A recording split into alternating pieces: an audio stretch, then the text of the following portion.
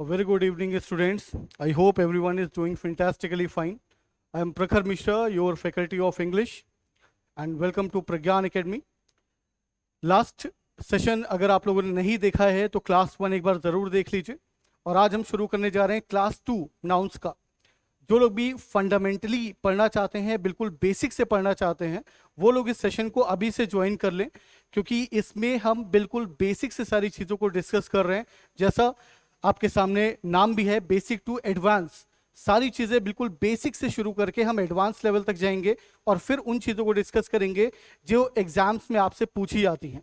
किसी भी टॉपिक को पढ़ना मुश्किल नहीं होता है, बस उस टॉपिक को समझना कि वो कैसे आपके एग्जाम में आएगा, किस तरीके से आपसे एग्जामिनर सवाल करेगा, उस वक्त आपको तैयार रहना है और उस वक्त आपको पता होना चाहिए कि मुझे कहाँ पे मैंने ये सारी चीज़ें पढ़ी थी और कैसे उस चीज़ों को यूटिलाइज करना है। तो ये सारी चीज़ें आप जुड़ जाइए अगर आप नहीं जुड़े हैं। जो लोग भी बेसिक से पढ़ना चाहते हैं उनके लिए भी ये सेशन है। तो आपका अगर कोई फ्रेंड है, कोई भी ऐसा रिलेटिव है जो दूर बैठा है, उसको आप ये शेयर भी कर दीजिए, क्योंकि ये सेशन मैंने कल से ही शुरू किया है। आज केवल दूसरी क्लास है और इसको बेसिक से आप लोग सीख सकते हैं। तो बिना देरी किए लेट्स स्टार्ट द सेशन। सबसे पहले जो चीज आप चाहते हैं उसके लिए त्याग नहीं किया तो वो चीज ही आपको त्यागनी पड़ जाएगी एक ना एक दिन। ये बहुत सिंपल सी बात है कि अगर कोई भी कॉस्टली चीज है या कोई भी एक्सपेंसिव चीज है या बहुत बड़ा ड्रीम है आपका, तो उसके लिए आपको जागना पड़ेगा, उसके लिए आपको मेहनत करनी पड़ेगी, त्याग करना पड़ेगा। नहीं तो तैयार हो जाइए वो सपना त्यागने के लिए। तो ऑब्वियस सी बात है आपका वो सपना त्याग ना बने, इसलिए आपको उसके लिए बहुत से त्याग करने होंगे। कल की क्लास बात करें तो कल मैंने आप लोगों को नाउन्स के बारे में बताया था और यह भी बताया था कि नाउन्स की जो डेफिनेशन हम लोग पढ़ते हैं, noun is a name of person, place, animal और थिंग। तो थिंग बात तो सही है, लेकिन थिंग की जगह एनीथिंग होना चाहिए और एनीथिंग में सारी चीजें आ जाती हैं। एक और चीज मैंने आप लोगों को बताई थी और वो ये थी कि नाउन को डेराइव किया गया है नोमेन से, और नोमेन का मतलब होता है नेम। और अगर नोमेन का मतलब नेम होता है तो नाउन्स का भी मतलब क्या हो गया, नेम। और इस चीज से हम ये डेराइव कर सकते हैं कि अगर किसी भी चीज का नेम होगा तो डेफिनेट सी बात है वो हमेशा नाउन होगी। और इस क्लास को अगर आपने नहीं देखा है बेसिक से तो एक बार उस क्लास को देख लीजिए। और आज हम डिस्कस करने वाले हैं उसके आगे की चीजें। उसके पहले कल मैंने आप लोगों को बोला था कि एक होमवर्क आप लोगों के लिए मैंने छोड़ा था। ये होमवर्क के कुछ लोगों ने ग्रुप में आंसर्स भेज दिए थे, कुछ लोगों ने नहीं भेजे हैं। जिन्होंने नहीं भेजे कमेंट बॉक्स में आंसर्स करिए इसके। मैंने पूछा था आपसे कि इन सारे वर्ड्स में कौन से ऐसे वर्ड्स हैं जो नाउन नहीं हैं, right? You had to find the words that are not noun, right? तो नाउन्स और जो भी नाउन्स नहीं उनको सेग्रीगेट करना था।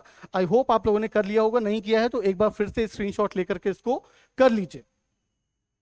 नेक्स्ट बात करें तो आज हम सेशन स्टार्ट कर रहे हैं टाइप्स ऑफ नाउन। कल हमने नाउन्स पढ़ लिए थे, अब नाउन्स पढ़ने के बाद में आज हम पढ़ने जा रहे हैं टाइप्स ऑफ नाउन। तो टाइप्स ऑफ नाउन क्या होते हैं वो समझेंगे, किस किस नाउन से किस किस तरीके के क्वेश्चंस बनते हैं वो सारी चीजों को समझेंगे। और ये भी जानेंगे कि अभी तक किस किस तरीके से क्वेश्चंस पूछे गए हैं कल के सेशन में। तो आज का सेशन बहुत इंपॉर्टेंट होने वाला है।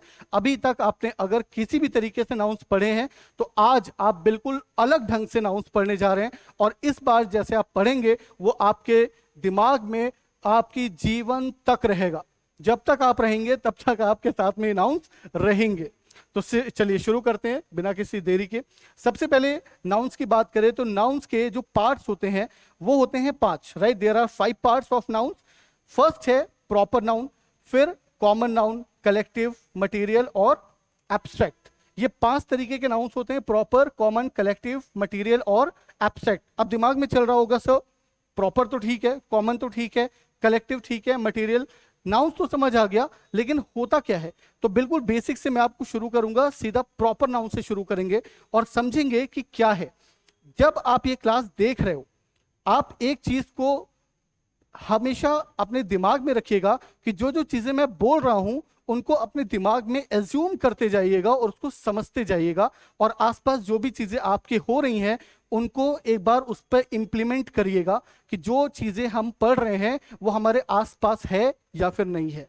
जैसे मैंने अपने बेसिक क्लास में बताया था, फर्स्ट क्लास में, कि इंग्लिश इज अ लैंग्वेज, तो हमें ऑब्वियस सी बात है इसे लैंग्वेज की तरह पढ़ना चाहिए, और लैंग्वेज हमारे आसपास हर जगह पे है। तो चलिए स्टार्ट करते हैं। सबसे पहला प्रॉपर नाउन। प्रॉपर नाउन्स की बात करें अगर, तो प्रॉपर नाउन्स क्या होते हैं? बहुत सिंपल सी बात में मैंने आपको बताया, बहुत सिंपल से तरीके से आपको समझाया कि अगर कभी भी आपके पास में प्रॉपर नाउन आता है, ठीक है, कभी भी प्रॉपर नाउन आता है, तो बस ये ध्यान रखिए कि प्रॉपर नाउन क्या होता है, व्हाट और हुम का आंसर। हमेशा क्या होता है, व्हाट और हु का आंसर। अगर आपको व्हाट भी पता है और हु भी पता है, मतलब कोई चीज की श्रेणी, मतलब किसी चीज की श्रेणी पता है, कैटेगरी पता है, और कैटेगरी के साथ साथ ये भी पता है कि उस कैटेगरी में वो कौन है, तो अगर हमें ये पता है कि वो क्या है और कौन है, तो हम आसानी से अपनी डेली लाइफ में फाइंड कर सकते हैं कि कौन सी चीज कॉमन नाउन है और कौन सी चीज प्रॉपर नाउन है। Let's understand. सबसे पहले मैंने एक एग्जाम्पल दिया कार का।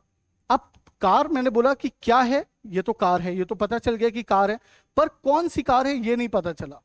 तो क्या है, श्रेणी तो पता चल गई कि कार है, पर कौन सी कार है इसके बारे में अभी कोई अंदाजा नहीं लगा। पर जैसे ही मैंने बताया कि कौन सी कार, तो BMW, मारुति, ऑडी, hyundai, कोई भी कार है, तो ऑब्वियस सी बात है कार जब तक थी तो श्रेणी तो पता थी, पर कौन सी कार अब पता चला। तो जैसे ही कौन सी पता चला, यहां पे हमको पता चल गया व्हाट, यहां पे हमको पता चल गया व्हाट, और यहां पे पता चल गया उस कैटेगरी में वो कौन है, हु। तो जैसे ही हमें हु पता चला, हम सब ने बोला कि भाई ये जो चीज है ये आपकी है प्रॉपर नाउन। आई होप समझ आ गया होगा। अब इसको सिटी पर एप्लीकेट करिए। अब जब सिटी आप देखोगे तो सिटी में मैंने बोला कौन सी सिटी, लखनऊ, कौन सी सिटी, दिल्ली, कौन सी सिटी, गोला गोकर्णनाथ। ये सारी जो सिटीज हैं हमारी, वो कौन का आंसर है, और जैसे हमें कौन का आंसर मिला, हमने बोला ये आपका एक प्रॉपर नाउन है। सिमिलरली पेन की बात करें तो पेन, तो ये तो पता है कि क्या है, पेन, राइट। अब इसको पेन नहीं बोल सकते, इसको क्या बोल देंगे, स्टाइलस, राइट। लेकिन हमको पता है क्या है, पेन, कैटेगरी डिसाइडेड है, पर उस कैटेगरी में कौन, तो मैंने बोला कौन है, रोटोमैक का पेन है, कौन है, सेलो का पेन है, कौन है, पेंटोनिक का पेन है, राइट। तो ये सारी चीजें आपकी जो है वो कौन का आंसर है, मतलब स्पेसिफाइड भी हैं और डिफाइंड भी हैं। तो जब चीज स्पेसिफाइड भी होगी और डिफाइंड भी होगी, तब आप बोलोगे कि ये प्रॉपर नाउन है। अब आसपास आपकी जितनी भी चीजें अवेलेबल हैं उनको एक बार चेक करिएगा। आप अगर बैठे होंगे तो आपके यहाँ टाइल्स लगे होंगे। अब अगर टाइल्स की बात करें तो टाइल्स क्या होगा, ऑब्वियस सी बात है कॉमन नाउन, पर कौन सा टाइल्स, अगर मैं आपको बोलता हूं कि कजारिया टाइल्स, तो ऑब्वियस सी बात है वो चला जाएगा आपका प्रॉपर नाउन में। आई होप ये बात आपको समझ आ गई होगी। प्रॉपर नाउन पे क्वेश्चन किस किस तरीके से बनते हैं वो सारा हम लोग डिस्कस करेंगे। इसके बाद में अगर बात करें नेक्स्ट की, तो नेक्स्ट है आपका कॉमन नाउन। अब कॉमन नाउन की अगर बात करते हैं तो कॉमन नाउन बहुत ही सिंपल सी चीज है। अगर आपको प्रॉपर समझ आ गया है तो आपको कॉमन में कोई प्रॉब्लम होगी ही नहीं। जब मैंने आपको बोला कॉमन नाउन, तो ऑब्वियस सी बात है something that is not specified and only the category is known. यहां श्रेणी तो पता होगी, ये तो पता होगा हमें कि कौन सी श्रेणी की चीज है वो, पर उसमें वो क्या है ये स्पेसिफाइड, ये डिफाइंड नहीं होगा। जैसे अगर मैंने आपको बोला कार, तो अब अगर मैं आपको बोलता हूं कि कार के बारे में सोचिए, किसी कार के बारे में सोचिए, तो आपके दिमाग में कार तो आ रही है, पर कौन से ब्रांड की आ रही है ये नहीं पता। जब मैंने आपसे बोला कि कोई सिटी के बारे में सोचिए, तो कौन सा सिटी आप सोच रहे हो, ऑब्वियस सी बात है मुझे भी नहीं पता, और मैं कौन सा सोच रहा हूं यह आपको भी नहीं पता। ऐसे ही रोड, कौन सी रोड के बारे में सोच रहे हो, पता नहीं। लेकिन जब मैं बोलता हूं NH1, नेशनल हाईवे नंबर 1, तो ऑब्वियस सी बात है अब आप सोच रहे हो नेशनल हाईवे नंबर 1 के ही बारे में सोच रहे हैं, वो हो जाएगा आपका proper noun. I hope common noun और प्रॉपर नाउन के बीच में डिफरेंस, दोनों के बीच में आपको समझ आ गया होगा। ऐसे ही country, book, sports, man, tree, ये जितनी भी चीजें हैं ये सबकी सब आपकी होंगी common nouns. I hope common nouns आपको क्लियर हो गया होगा। प्रॉपर नाउन और कॉमन नाउन के बीच में डिफरेंस भी क्लियर हो गया होगा। नेक्स्ट बात करें अगर, तो नेक्स्ट में कलेक्टिव नाउन, इसको बहुत ध्यान से समझिएगा। कलेक्टिव नाउन क्या होता है? कलेक्टिव नाउन समझिए। कलेक्टिव नाउन में बहुत ज्यादा कई बार कंफ्यूजन हो जाता है हम लोगों को, कि हम लोग कंफ्यूज हो जाते हैं प्लूरल में और कलेक्टिव नाउन में। हमें ये तो पता है सर कि कलेक्टिव नाउन अगर कहीं पे आएगा तो क्या क्या रूल्स फॉलो होंगे हम जज कर सकते हैं, पर ये कैसे जज करेंगे कि वो कलेक्टिव नाउन ही है? तो उसके लिए मैं बहुत शॉर्ट ट्रिक आप लोगों को बताता हूं आज। अगर कभी भी आपके सेंटेंस में कोई कलेक्टिव नाउन जैसा कुछ हो तो बहुत सारे बच्चे कंफ्यूज हो जाते हैं कि सर अगर मैंने फ्रेंड्स लिखा है, अगर फ्रेंड्स लिखा है तो फ्रेंड्स कलेक्टिव होगा या प्लूरल होगा? तो सिंपल सी बात है बेटा, ये हमेशा प्लूरल होगा, ये कभी भी कलेक्टिव नहीं होगा। तो friends, if I talk about friends, right, तो friends is a plural noun but not a collective noun. क्यों? अगर मैं ग्रुप की बात करता हूं आपसे, if I talk about groups, तो ऑब्वियस सी बात है एक ग्रुप में एक मेंबर तो हो नहीं सकता। ऑब्वियस सी बात है एक ग्रुप में एक से ज्यादा मेंबर होंगे, राइट, तभी तो वो कलेक्शन बना। अब ग्रुप में अगर एक से ज्यादा लोग होंगे तो इस ग्रुप में भी बहुत से लोग हो गए। फ्रेंड्स की बात करें तो फ्रेंड्स यहां पे कम से कम 2 हो जाएंगे, एटलीस्ट 2 फ्रेंड्स तो होंगे। ग्रुप्स की बात करें तो यहाँ पे ग्रुप्स हैं, एक ग्रुप में 2 लोग होंगे और 2 ग्रुप होंगे कम से कम, तो यहाँ पे 4 लोग हो गए, राइट। अब यहाँ पे 2 लोग हैं, यहाँ पे 4 है, जज कैसे करेंगे कि कौन सा कलेक्टिव है और कौन सा प्लूरल है? तो सिर्फ एक काम करिए, इसका एस हटा दीजिए। एस हटाएंगे तो ये बनेगा फ्रेंड, ये क्या बनेगा? फ्रेंड। ग्रुप के एस हटाएंगे तो ये बनेगा ग्रुप, ये बनेगा ग्रुप। अब देखिए कि फ्रेंड यहां पे तो लग रहा था कि कलेक्शन है सर, लेकिन यहां पे जब आपका फ्रेंड रह गया तो हमें पता है कि ये अब कितना बचा? सिर्फ एक, ये तो सिर्फ एक बचा। ऐसे ही जब मैंने ग्रुप से ग्रुप बनाया तो अब ग्रुप में अभी भी कितने लोग हैं? 2 लोग। तो जो डेफिनेशन हमने लिखी collection of nouns, collection of nouns का मतलब ये हो गया कि आपके पास एक ऐसा एंटिटी होगी जो एंटिटी सिंगुलर भले ही हो लेकिन हमेशा अपने आप के अंदर कम से कम 2 मेंबर्स रखेगी। जैसे अगर मैं आपको बोलता हूं bundle, bundle of pens, bundle of notes, तो ऐसा तो नहीं होगा केवल एक नोट लिया और उसके ऊपर रबर चढ़ा दिया और बोल दिया मेरे पास नोट का बंडल है। तो ऑब्वियस सी बात है वो बंडल नहीं कहलाएगा, उसमें कम से कम 2, 4, 10 नोट होने चाहिए, तब आप उसका बंडल बना सकते हो। सिमिलरली अगर हमारे पास में पेन है, एक पेन, तो एक पेन से आप कैसे उसका बंडल बना दोगे? तो ऑब्वियस सी बात है 2, 4, 5 पेन चाहिए होंगे। ऐसे ही जब हम उसके ऊपर रबर चढ़ा देंगे तब हम बोलेंगे कि हाँ इलास्टिक बैंड इसके ऊपर चढ़ा दिया है, अब ये जो है वो बंडल बन गया है और ये कम से कम इसमें 2, 4 पेन्स होंगे। आई होप समझ आ गया होगा। तो कलेक्शन ऑफ समथिंग जब हम बोलते हैं तो वो बनता है कलेक्टिव नाउन। जैसे ग्रुप ऑफ फ्रेंड्स, तो ऑब्वियस सी बात है यहाँ पे फ्रेंड्स कम से कम 2 होंगे। हर्ड ऑफ काउज, तो ऑब्वियस सी बात है कैटल बोलें या फिर हर्ड बोलें तो यहाँ पे कम से कम 2 काउज होंगी। फिर पैक ऑफ वुल्व्स अगर बोल रहे हैं तो वुल्व्स ऑब्वियस सी बात है एक से ज्यादा होंगे। फ्लॉक ऑफ बर्ड्स, तो जो भी उड़ने वाली चीजें हैं उनके लिए हम फ्लॉक यूज करते हैं, फ्लॉक ऑफ बर्ड्स यूज कर रहे हैं, तो ऑब्वियस सी बात है एक बर्ड नहीं होगी, एक बर्ड कभी भी झुंड नहीं बना सकती, ऑब्वियस सी बात है मल्टीपल होंगी बर्ड्स, तभी हमने उसको फ्लॉक में लिखा है।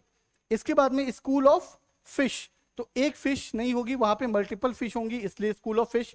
ऐसे ही प्राइड ऑफ लायंस, तो एक लायन से ज्यादा होगा इसलिए हमने उसको प्राइड लिखा। तो प्राइड लायंस के जो झुंड होता है, लायंस का जो ग्रुप होता है उसको क्या बोलते हैं? Pride, right. ऐसे ही आई होप समझ आ गया होगा। जब मैंने आर्मी बोला तो आप इमेजिन करिए कि कहीं कुछ असंवैधानिक हो गया और डीएम ने आदेश दिया कि हमें आर्मी की जरूरत है।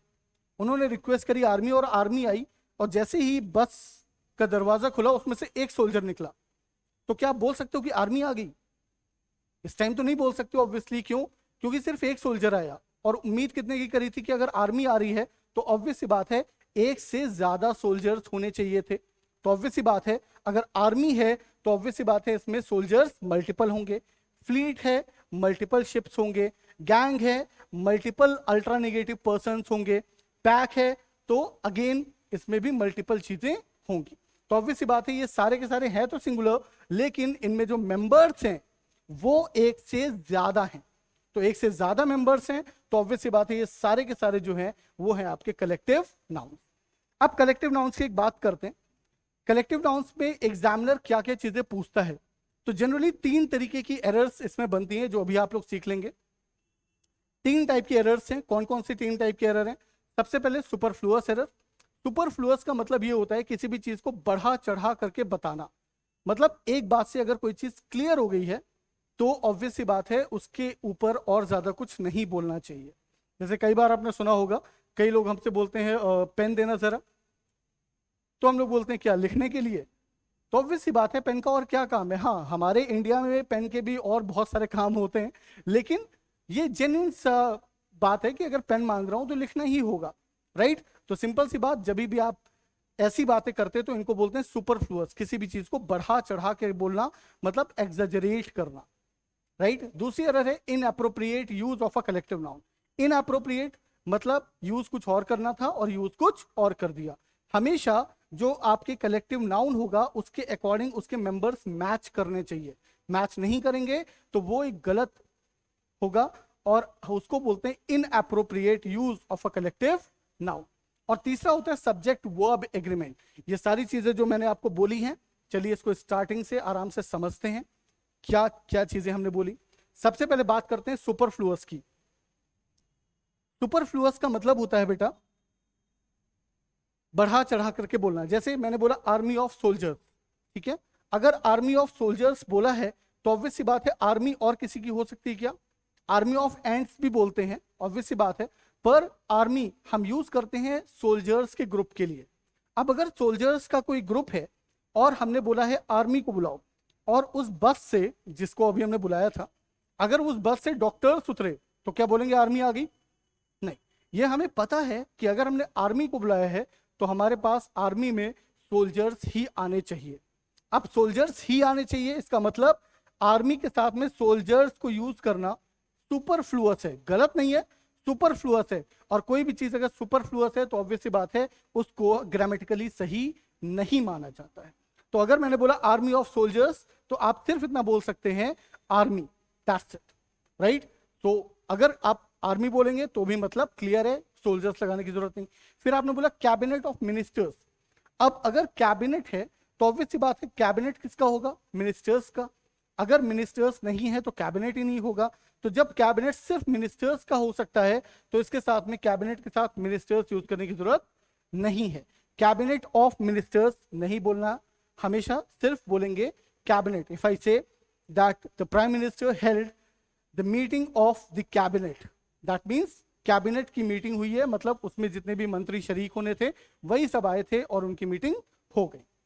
ये एरर है सुपरफ्लुअस। किसी भी चीज से अगर एक वर्ड से बात क्लियर है तो दूसरा यूज करने की जरूरत नहीं है। अगर आप कर रहे हो तो उसको बोलते हैं superfluous. I hope superfluous clear हो गया होगा सभी को। नेक्स्ट पे चलते हैं। जो नेक्स्ट मैंने आपको बताया, नेक्स्ट है आपका inappropriate use of a collective noun.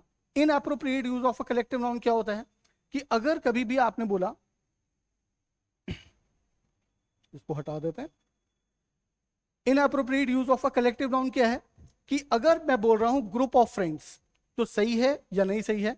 Yes, ये 100% करेक्ट है। Group of friends, right? Group of friends, group किसी का भी हो सकता है, फ्रेंड्स का भी हो सकता है। पर अगर आप बोल रहे हो पैक ऑफ फ्रेंड्स तो ये कहना सही नहीं है। क्यों?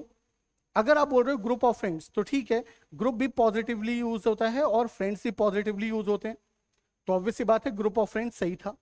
लेकिन अगर कभी लिविंग्स के लिए हम बात कर रहे हैं तो लिविंग्स के लिए जब आप बात करते हो तो पैक ऑफ फ्रेंड्स नहीं, पैक हमेशा निगेटिवली चार्ज होता है, पैक हमेशा निगेटिवली यूज होता है। तो पैक ऑफ फ्रेंड्स नहीं, आप पैक ऑफ लायर्स बोल सकते हैं, पैक ऑफ थीव्स बोल सकते हैं, राइट? पैक ऑफ लायर्स बोलिए, पैक ऑफ थीव्स बोलिए, ये नेगेटिव है। तो पैक नेगेटिव और जो इसके कंटेंट है वो भी नेगेटिव। अब ये तो पूरी तरीके से सही है। नेक्स्ट अगर बात करें गैंग ऑफ फ्रेंड्स, जब पैक नहीं सही था तो गैंग कैसे सही हो सकता है? ठीक है, जब पैक नहीं सही था तो गैंग कैसे सही हो सकता है, क्योंकि पैक तो सिर्फ नेगेटिव वर्ड है, गैंग तो अल्ट्रा नेगेटिव है, इट इज अल्ट्रा नेगेटिव। अब अगर अल्ट्रा नेगेटिव है तो ऑब्वियस सी बात है गैंग ऑफ फ्रेंड्स तो गलत है। क्या गैंग ऑफ थीव्स लिख सकते हैं? तो गैंग ऑफ थीव्स भी नहीं लिखेंगे, लिखेंगे क्या? गैंग ऑफ रॉबर्स,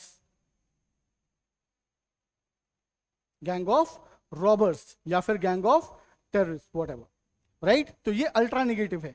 अब थीव्स को यहां पे रखा हो और रॉबर्स को यहां, ऐसा क्यों किया? क्योंकि थीव्स सिर्फ नेगेटिव था और रॉबर्स अल्ट्रा नेगेटिव है।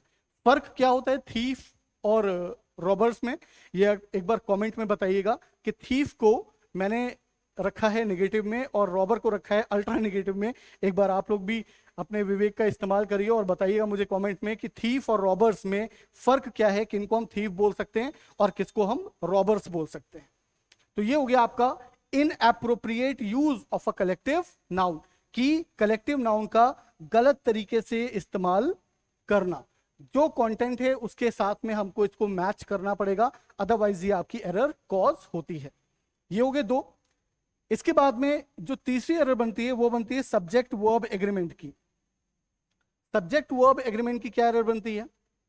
अगर कभी भी आपके सब्जेक्ट होता है तो आप सभी को पता है ग्रामर का बहुत सिंपल सा रूल है कि अगर कभी भी आपके पास में कोई सब्जेक्ट होगा तो उसको वर्ब के साथ अग्री करना पड़ता है, राइट। वर्ब हमेशा सब्जेक्ट के साथ अग्रीमेंट कॉज करती है, जिसको बोलते हैं सब्जेक्ट वर्ब एग्रीमेंट। एक जनरल सा रूल है कि सिंगुलर सब्जेक्ट के साथ सिंगुलर वर्ब यूज करते हैं और प्लूरल सब्जेक्ट के साथ में प्लूरल वर्ब यूज करते हैं। पर जब हम कलेक्टिव नाउन की बात करते हैं तो कलेक्टिव नाउन में ऐसा नहीं होता है। कलेक्टिव नाउन में हमें देखना पड़ता है कि किस तरीके का कलेक्टिव नाउन है और उसका बिहेवियर कैसा है, उसके अकॉर्डिंग हम सिंगुलर या फिर प्लूरल यूज करते हैं। Let's understand. जैसे हमने बोला the jury was agree to the decision of the parliament. अब जूरी होता है कलेक्शन ऑफ जजेस। अब जजेस का अगर कलेक्शन है तो ऑब्वियस सी बात है कम से कम 2 जजेस तो होंगे ही। जजेस का अगर कलेक्शन है तो कम से कम 2 जजेस तो होंगे ही। अब 2 जजेस मान लीजिए, 4 मान लीजिए, जिनका मानना है 40 भी मान लो, राइट। अगर हम बोल रहे हैं कि 4 जजेस थे और यहाँ पे मेन वर्ब से पता चल रहा है that they agreed to the decision of the parliament, अगर वो अग्री कर रहे हैं डिसीजन ऑफ पार्लियामेंट से तो ऑब्वियस सी बात है यहां पर हम बोल रहे हैं कि इस जूरी में अग्रीमेंट हुआ है। अब अग्रीमेंट कैसे होता है कि 4 लोग अगर बैठे हुए हैं और कोई डिसीजन आया और उससे वो बात कर रहे हैं और बोल रहे हैं कि ठीक है इस डिसीजन से हम अग्री करते हैं। अग्रीमेंट तो तभी मानेंगे जब 4 के चारों अग्री करेंगे। अगर 3 आउट ऑफ 4 मान गए हैं पर एक नहीं मान रहे तो क्या बोलेंगे अग्रीमेंट हो गया? नहीं, जब तक वो चौथा वाला भी नहीं मानेगा तब तक हम उसको अग्रीमेंट की पोजीशन में नहीं रखते। एग्रीमेंट तब बनेगा जब वो यूनिटी में बिहेव करेंगे, और यूनिटी का मतलब होता है सिंगुलर। यूनिटी का मतलब क्या है? सिंगल। और अगर ये सिंगुलैरिटी के साथ बिहेव कर रहे हैं तो हमने जो वर्ब यूज कर रखी है वो भी यूज कर रखी है सिंगुलर। आई होप ये डाउट क्लियर हो गया होगा सबका। इसके बाद में jury were divided into different opinions.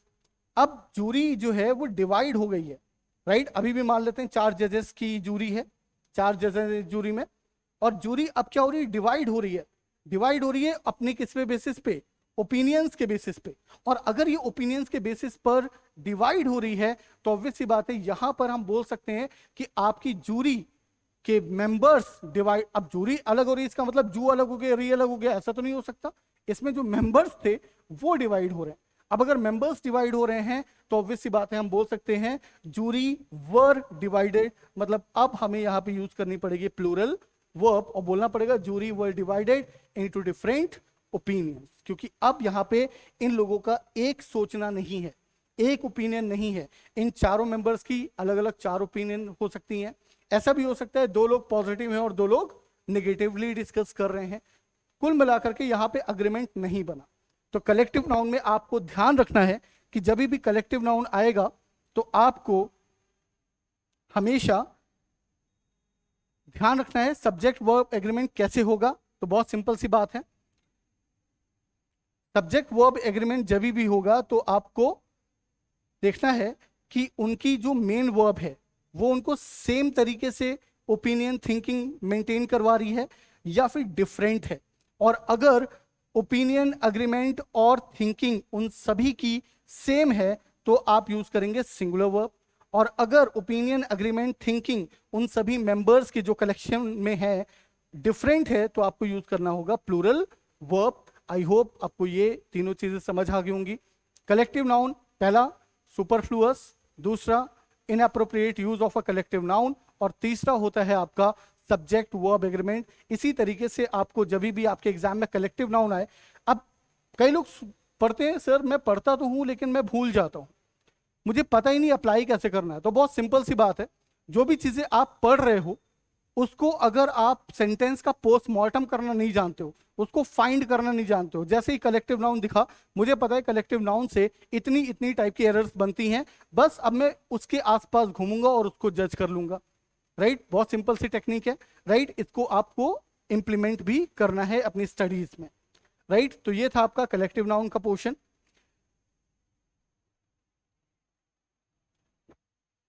जो नेक्स्ट नाउन है आपका वो है आपका material noun. Now if we talk about a material noun, the things that are use to make something, मतलब जब आप किसी चीज से कुछ बनाते हैं तो उस मटीरियल को हम मटीरियल नाउन बोलते हैं। There is a difference between material and material noun. क्या डिफरेंस है समझते हैं। सबसे पहले आपने बोला that my grandmother gave me 51 pieces of diamond. अब यहां पे जो ग्रैंड मदर दे रही हैं वो क्या दे रही है? 51 पीसेस ऑफ डायमंड। ध्यान दीजिए, 51 पीसेस ऑफ डायमंड दिए हैं, डायमंड का बना हुआ कुछ और नहीं दिया। राइट, तो ऑब्वियस सी बात है जब डायमंड डायरेक्टली दे दिया और मैंने आपसे बोला कि डायमंड सोचो, तो सभी लोग डायमंड ही सोच रहे होंगे, साइज बड़ा छोटा डजंट मैटर, पर आप बात कर रहे हो डायमंड की तो सब लोग डायमंड सोच रहे हैं। और जब सब लोग डायमंड सोच रहे हैं मतलब ये स्पेसिफाइड भी है और डिफाइंड भी है, मतलब ये तो प्रॉपर नाउन हुआ। तो इस वक्त जो डायमंड है वो एक प्रॉपर नाउन है। बट अगले सेंटेंस पे बोला गया she has a necklace made of diamond. इस वक्त हमने डायमंड से कुछ ना कुछ बनाया है, और जब डायमंड को हमने एज अ मटीरियल यूज किया किसी चीज को बनाने के लिए, तब हमने डायमंड को बोला कि अब ये है मटीरियल नाउन। तो ये है मटीरियल नाउन। तो सिंपल सी बात है, आपको आई होप समझ आ गया होगा। जब हम बोलते हैं iron, gold, diamond, plastic, would, cement, cloth, ये सब चीजें जितनी भी हैं ये सारी की सारी क्या है? कलेक्टिव, ये सारी की सारी मटीरियल नाउन।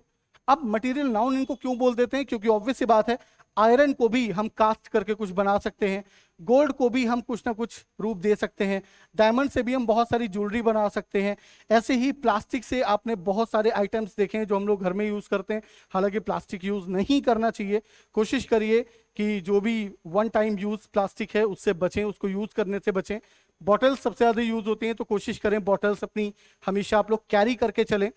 ज्यादा से ज्यादा हम लोग अगर बॉटल्स कैरी करके चलेंगे तो ऑब्वियस सी बात है ये जो रोज 10 रुपए की बॉटल खरीदी और फेंक दी, ये बहुत कम होगा और बहुत ज्यादा इसका इम्पैक्ट दिखेगा अगर हम सारे लोग एकत्रित होकर इसके बारे में सोचना शुरू करें। Anyways, coming back to the point, wood की बात करें तो वुड, सीमेंट, क्लॉथ, इनसे हम कुछ ना कुछ बना सकते हैं, इसलिए हमने इनको बोला these are all material noun. Right, तो आई होप मटेरियल नाउन्स आपको क्लियर हो गया होगा क्या होता है। एक लास्ट जो हमारे पास में है वो है एब्स्ट्रैक्ट नाउन।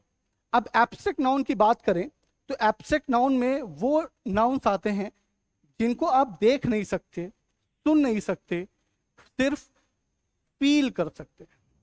अब जब मैं बोल रहा हूं फील कर सकते हैं तो कई लोग कंफ्यूज हो जाते हैं कि सर ईमानदारी तो दिखती है। ईमानदारी नहीं दिखती है, ईमानदारी से जो बिहेवियर जन्म लेता है वो दिखता है। कहते हैं सर सुंदरता तो दिखती है, सुंदरता दिखती है, जो आप देख रहे हो वो फेशियल बनावट है जिसको आप सुंदरता का रूप दे देते हो। राइट, वो एक बनावट है, वो जो आप देख पा रहे हो, जो देख रहे हो वो आप फेस देख रहे हो, सुंदरता नहीं दिखाई दे रही है, वो आपको सुंदर लग रहा है। That means you are feeling that beauty in something, in someone. Right, तो सिंपल सी बात है, अगर कोई भी चीज आप फील करते हो, जैसे if I talk about honesty, love, hate, heat, right, ये सारे के सारे क्या है? फीलिंग्स हैं, इमोशंस हैं। ये जो भी चीजें आप फील करते हो ये सब के सब रखे जाते हैं किसमें? एब्स्ट्रैक्ट नाउन्स में। और जब भी हम एब्स्ट्रैक्ट नाउन में रखते हैं तो ऑब्वियस सी बात है ये आपका होता है फीलिंग्स एंड इमोशंस। अच्छा, एक और चीज, कई बार कुछ लोग बोलते हैं सर अगर एंगर की बात करें तो एंगर तो दिखता है, गुस्सा तो दिखता है। फिर मैं वही बात रिपीट करूंगा कि गुस्सा नहीं दिखता है, गुस्से से जो एक्सप्रेशंस आते हैं वो दिखते हैं। अगर मैं आपको बोलूं कि आज तो मैं बहुत ज्यादा गुस्सा हूं, इतना गुस्सा हूं कि मैं आपको बता ही नहीं सकता कितना गुस्सा हूं, तो आपको लगेगा नहीं सर मजाक कर रहे हैं। क्यों? क्योंकि आप मेरे एक्सप्रेशंस देख रहे हो। मैं एक्सप्रेशंस तो आपको जॉयफुल दिखा रहा हूं, लेकिन अंदर से गुस्सा हूं। तो मतलब क्या है? मैं आपको गुस्सा फील नहीं होने दे रहा। मतलब फिर से जो एंगर है वो फील करने की चीज है, जो देखते हैं वो एक्सप्रेशन होता है, वो आपका कभी भी दिखाई नहीं देता। एयर की बात करें, ब्यूटी की बात करें, एंजाइटी, सिंसेरिटी, ये सब चीजें आपकी जो है वो सारी की सारी एब्स्ट्रैक्ट नाउन्स होती हैं। आई होप सभी को एब्स्ट्रैक्ट नाउन भी समझ आ गया होगा, राइट? तो 5 नाउन्स हमने पढ़े, right? Proper, common, collective, material और एब्स्ट्रैक्ट। और अभी तक किसी भी चीज में आई होप किसी को कोई डाउट नहीं होगा। अगर कोई डाउट होता है तो आप मुझे कमेंट बॉक्स में पूछ सकते हैं और मैं जल्दी से जल्दी कोशिश करूंगा कि आपका रिप्लाई आप तक पहुंचा दूं। अगर कोई एक्सप्लेनेटरी क्वेश्चन होगा तो कल के क्लास में मैं उसको एक्सप्लेन भी कर दूंगा, राइट? बस आज की क्लास को रिवाइज करिएगा, क्योंकि कल की क्लास में जब हम मिलेंगे तो हम इनके बेसिस पे जो क्वेश्चंस आते हैं उन क्वेश्चंस पर डिस्कशन करेंगे। कुछ प्रीवियस ईयर क्वेश्चंस भी करेंगे कि जो चीजें हम लोगों ने पढ़ी है उनको एग्जामिनर किस किस चीज में ढाल करके पूछ पाता है। तो चलिए आज का सेशन यहीं पे खत्म करते हैं। I hope you have enjoyed the session and good luck for the rest of the day. One thing I would like to add कि अगर आपको लगता है कि इस सेशन की किसी को इस सेशन की जरूरत है तो प्लीज उस तक ये सेशन पहुंचाइए, शेयर करके। और अगर आपने सब्सक्राइब नहीं किया है चैनल तो प्लीज सब्सक्राइब कर लीजिए, क्योंकि इस टाइप की वीडियोस अब निरंतर आपको मिलती रहेंगी। बेसिक से इंग्लिश सीखने का मौका फिर से हम आपको प्रोवाइड कर रहे हैं, तो इस मौके को आप गंवाना मत। Thank you everyone. I Prakhar Mishra signing out. Thank you.